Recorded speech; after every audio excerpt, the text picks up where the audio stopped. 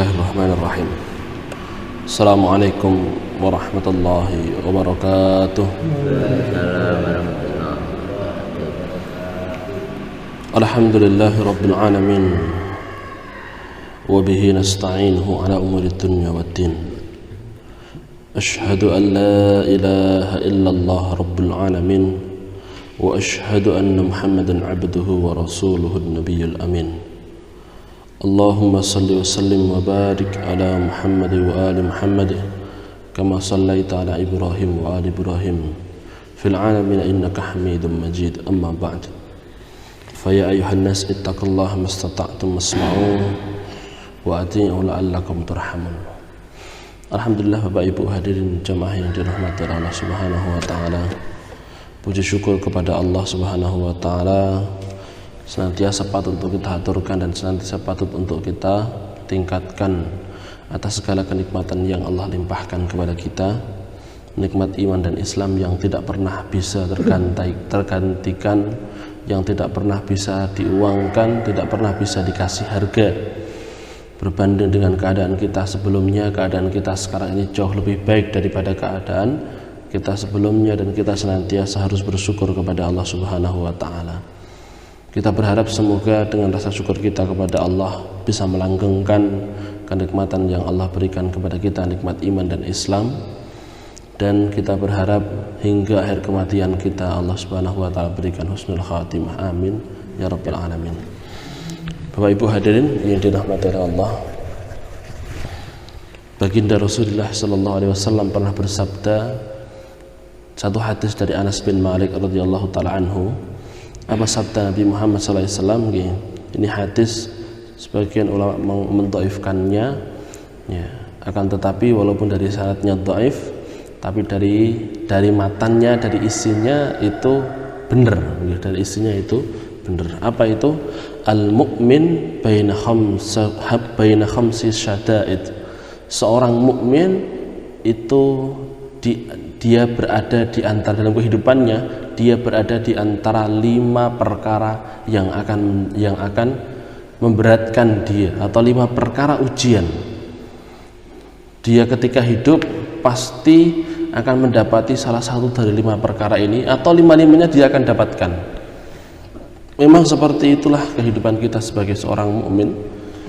Sebagai seorang mukmin yang penuh dengan ujian, sebagaimana Rasul gambarkan bahwasanya dunia ini adalah penjara buat kita dan justru menjadi surga buat orang-orang kafir. Dikekang kita oleh Allah Subhanahu wa taala supaya tidak berlaku seenak kita. Dan Bapak Ibu hadirin dirahmati Allah, ujian demi ujian akan menimpa kita, bahkan dari saudara kita sendiri, bahkan dari saudara semuslim kita sendiri, yang akan kata Rasulullah SAW mengatakan saudara semuslim yang hasad kepadanya. Makanya di sana ada ain, ada penyakit ain. Fa innal ain hakun. Sesungguhnya yang namanya penyakit ain itu benar. Kenapa kok ada penyakit ain? Karena rasa takjub saudara kita atau rasa hasad saudara kita yang menyebabkan kita terkena penyakit ain, ya. Penyakit yang bisa menghancurkan kenikmatan Allah Subhanahu wa taala dalam sekejap, bahkan kata Rasulullah SAW bisa mendahului takdir Allah Subhanahu wa taala. Apa saja 5 perkara ini yang pasti dilalui oleh seorang mukmin? Yang pertama, mukminun yahsuduhu. Orang beriman, sama-sama orang beriman, muslim pada muslimi, yang hasad kepada dia. Entah hasad karena harta, entah hasad karena kedudukan, entah hasad karena ilmu, tapi orang mukmin sama-sama orang beriman, sama-sama saudara kita, dia akan merasa hasad dengan kita. Dia menginginkan harta kita terhilang dari kita. Dia menginginkan kenikmatan yang Allah berikan kepada kita dicabut oleh Allah Subhanahu wa taala. Dan hasad itu bisa menimpa semuanya, bukan hanya menimpa orang kafir saja, tapi juga bisa menimpa orang beriman. Artinya dari sini kemudian Bapak Ibu dirahmati Allah, ketika seorang mukmin dihasad kepada saudaranya, maka iman itu tetap menempel di hatinya, tidak tercabut, hanya saja ternodai dengan hasadnya dia. Seorang mukmin Bapak Ibu dirahmati Allah, sebaik apapun dia, ya, bahkan seperti Rasulullah Shallallahu Alaihi Wasallam, tetap ada orang-orang yang benci kepada Rasulullah Shallallahu Alaihi Wasallam. Tetap ada orang yang merasa merasa iri dengan harta yang didapatkan Rasulullah Shallallahu Alaihi Wasallam ketika mendapatkan ghanimah kan Rasul mendapatkan 1/5 nih, falillahi khumusuhu walir rasul. 1/5-nya untuk Allah dan Rasulnya. Tetap ada Bapak Ibu dirahmati Allah, orang-orang yang meminta harta ghanimah ini, ya, yang 1/5, yang senantiasa ketika ada orang yang datang kepada Rasulullah akan diberikan hingga kemudian harta ini tidak tersisa setelah 3 hari. Ya. Walaupun itu Rasulullah SAW, orang yang tidak pernah menolak permintaan orang lain, ya, beliau mempunyai harta ghanimah 1/5, tetap ada orang yang hasad kepada beliau. Kemudian Bapak Ibu dirahmati Allah, kalau kita, begitu pula dengan kita, sebaik apapun kita akan senantiasa ada di antara saudara kita yang hasad dengan apa yang kita inginkan. Bapak Ibu dirahmati Allah, bagaimana kita menangkalnya? Menangkalnya adalah dengan tidak pamer. Dengan tidak pamer Bapak Ibu dirahmati Allah, maka orang akan sedikit melihat kenikmatan Allah Subhanahu wa taala kepada kita. Walaupun tidak pamer saja ya panggah. Rasulullah tidak pamer Rasulullah pernah pamer. Tapi ya panggah enak sing hasad. Wajar. Wa munafiqun, kemudian yang kedua, wa munafiqun yabghaduhu. Wa munafiqun yubghiduhu, dan seorang munafik, seseorang yang dia itu menampakkan keislaman, asalnya benci dengan keislaman, ya, yang senantiasa membuat dia marah, atau yang senantiasa dendam kepada dia. Seorang mukmin, ketika dia menjadi orang yang beriman, maka secara tidak langsung mulut kita, ketika kita menjadi orang yang beriman, secara tidak langsung mulut kita ini pasti akan mengingatkan seseorang, akan melarang seseorang dari kemungkaran. Secara pasti ketika kita menjadi orang yang beriman, pasti kita pernah mengingatkan seseorang, pasti kita pernah melarang seseorang dari satu perkara atau memerintahkan seorang untuk melakukan satu kebaikan. Dan ketika itu terjadi, tidak semua orang bisa menerima apa yang kita sampaikan. Akan senantiasa ada orang-orang di sana yang merasa dendam dengan kita, entah Bapak Ibu yang dirahmati Allah, dia merasa sakit hati ataupun hal-hal yang lainnya, yang mana mereka itu adalah orang-orang munafik, orang-orang munafik yang sejatinya mereka benci dengan Islam. Mereka mau berlindung dari Islam, berlindung dengan nama Islam, tetapi ketika mereka diajak untuk menjalankan syariat Islam, ketika mereka diajak untuk sholat, ketika mereka diajak untuk berbuat satu kebaikan dalam Islam, maka mereka enggan. Mereka cuma ingin bersandang, saya muslim saja, tapi tidak mau mengamalkan persyaratan seseorang dikatakan sebagai seorang muslim. Ketika kita mengingatkan, maka dia akan merasa dendam. Senantiasa ada orang seperti itu.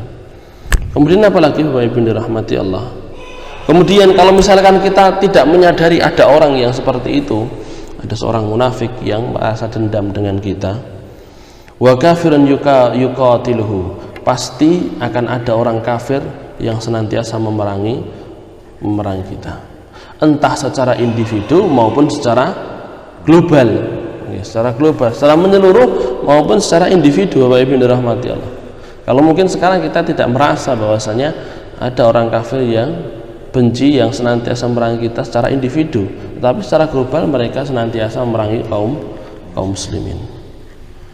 Kemudian wa nafsun tunazihu, dan nafsu, kalau misalkan kita tidak menyadari ada seorang mukmin yang hasad dengan kita, atau kita sulit untuk melihat ada orang yang dendam dengan kita di antara orang-orang munafik, dendamnya, jadi Bapak Ibu dirahmati Allah, dendamnya bukan karena hal yang lain, bukan perkara-perkara yang remeh, enggak, tapi dendamnya karena memang dia punya sifat untuk benci dengan Islam, benci dengan aturan Islam, tidak mau mengerjakan aturan Islam, bahkan dia cuma pengen Islam itu hanya sebagai yang ada di KTP saja.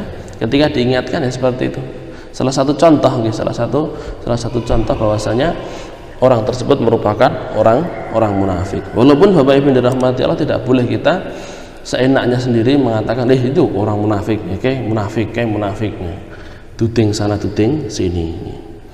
Kemudian kalau misalkan tiga-tiganya ini tidak didapati, kita tidak dapati, misalkan secara individu tidak didapati, maka pasti di sana ada nafsu yang senantiasa menghalangi kita, yang senantiasa merongrong kita dari satu kebaikan. Ya. Senantiasa ada Bapak Ibu yang dirahmati Allah Subhanahu wa taala perasaan-perasaan dalam nafsu kita. Innan nafsala ammaratum bisu illa marahimah rabbi. Perasaan-perasaan dalam nafsu kita yang senantiasa mendorong kita untuk berbuat keburukan. Kemudian Bapak Ibu yang dirahmati Allah, wa syaitanan yudilluhu. Dan yang terakhir ini Bapak Ibu yang dirahmati Allah, setinggi apapun derajat kita, sebesar apapun ilmu kita, walaupun mungkin ini seorang nabi, tapi akan tetap senantiasa ada setan yang berusaha menyesatkannya. Sebagaimana Nabi Ibrahim alaihissalam, beliau mau berhaji sampai kemudian beliau mau menjalankan manasik, atau ketika beliau mau menyembelih putranya Ismail, ada setan yang menghalangi beliau, ada setan yang berusaha menyesatkan beliau, dan setan tidak akan pernah putus asa. Sampai Imam Hasan Al-Basri pernah ditanyai Bapak Ibu rahmati Allah, setan itu pernah istirahat enggak? Gitu. Apa kata Mas? Tidak pernah gitu. Kalau misalkan setan istirahat, maka kita pun juga akan beristirahat dari gangguan dia. Itulah setan Bapak Ibu yang dirahmati Allah. Dia tidak punya lelah. Setan ya podo-podo istiqomah, bahkan lebih istiqomah daripada kita. Istiqomah untuk senantiasa mengganggu manusia. Kita tidur aja diganggu sama setan. Bapak Ibu hadirin yang dirahmati Allah, itulah 5 perkara yang disampaikan baginda Rasulullah sallallahu alaihi wasallam. Ujian-ujian yang senantiasa mengganggu orang beriman, baik dari saudaranya sendiri, ujian dari orang kafir, ujian dari orang munafik, maupun dari nafsunya, maupun dari setan yang senantiasa mengganggunya. Kenapa Allah Subhanahu wa taala siapkan itu semua? Liyabluwakum ayyukum ahsanu amala. Supaya Allah menguji kita, supaya Allah mengetahui mana di antara kita yang paling terbaik. Semakin tinggi Bapak Ibu yang dirahmati Allah Subhanahu wa taala semakin tinggi kedudukan kita, maka semakin besar ujian yang Allah siapkan untuk kita. Dan ujian terbesar di antara ujian terbesar yang Allah berikan kepada manusia itu adalah ujian-ujian yang Allah berikan kepada para nabi. Para nabi mereka punya ujian jauh lebih besar daripada ujian ditimpa oleh umatnya. Itu mungkin Bapak Ibu hadirin dirahmati Allah Subhanahu wa taala. Jadi bagaimanapun memang beginilah kehidupan kita, penuh dengan ujian. Tidak semua orang yang mampir di teras kehidupan kita membawa bunga. Tidak semuanya membawa kue, tapi ada yang membawa luka, ada yang membawa duri, ada yang hanya membawa garam untuk menaburkan luka, dan lain sebagainya. Itu merupakan satu potret roda kehidupan kita, lapis-lapis permasalahan yang senantiasa membentuk kehidupan kita. Karena bagaimanapun Bapak Ibu dirahmati Allah Subhanahu wa taala, hidup kita itu adalah lapis lapis permasalahan, dan kehidupan kita, kata Imam Hasan Al-Basri, adalah kumpulan waktu. Itu mungkin yang bisa saya sampaikan. Aku qouli hadza, astaghfirullah li wa lakum, walhamdulillahirabbil alamin. Assalamualaikum warahmatullahi wabarakatuh.